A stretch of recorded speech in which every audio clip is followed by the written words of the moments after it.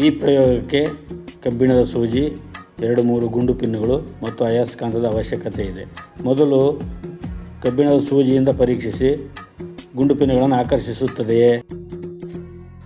ಈಗ ಕಬ್ಬಿಣದ ಸೂಜಿಯನ್ನು ಅಯಸ್ಕಾಂತದ ಒಂದು ತುದಿಯಿಂದ 3-4 ಬಾರಿ ಉಜ್ಜಿದಾಗ ಕಬ್ಬಿಣದ ಸೂಜಿಯು ದಿಕ್ಸೂಚಿಯಾಗಿ ಬದಲಾವಣೆ ಹೊಂದುತ್ತದೆ ಅಥವಾ ಸೂಜಿಕಾಂತವಾಗುತ್ತದೆ. ನೋಡಿ, ಈಗ ಕಬ್ಬಿಣದ ಗುಂಡು ಪಿನ್ನುಗಳನ್ನು ಆಕರ್ಷಿಸುತ್ತದೆ.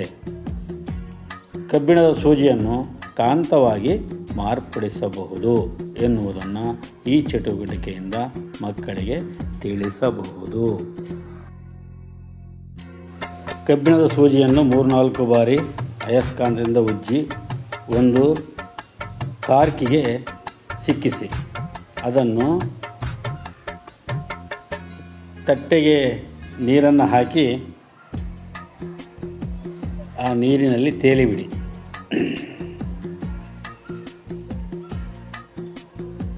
ಈಗ ಕಬ್ಬಿಣದ ಸೂಜಿಯು ಸೂಜಿಕಾಂತವಾಗಿ ಬದಲಾಗುತ್ತದೆ. ಪ್ರಯೋಗ ಹೇಗೆ ಎನ್ನುವುದರೆ, ಅಯಸ್ಕಾಂತವನ್ನು ತೆಗೆದುಕೊಂಡು ಒಂದು ತುದಿಯನ್ನು ಕಬ್ಬಿಣದ ಸೂಜಿಯ ಮುಂದೆ ತನ್ನಿ, ಅದು ವಿಕರ್ಷಿಸುತ್ತದೆ. ಅಂದರೆ ಅದು ಒಂದೇ ಜಾತಿಯಾಗಿರುತ್ತೆ. ಈಗ ದಕ್ಷಿಣ ಧ್ರುವವನ್ನು ತೆಗಿ, ಉತ್ತರ ಧ್ರುವದ ಅದು ಆಕರ್ಷಣೆ ಮಾಡುತ್ತದೆ.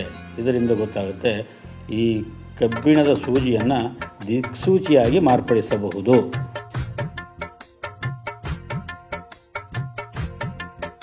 ಅಯಸ್ಕಾಂತದ ವಿಜಾತಿ ಧ್ರುವಗಳು ಒಂದಕ್ಕೊಂದು ಆಕರ್ಷಿಸುತ್ತವೆ.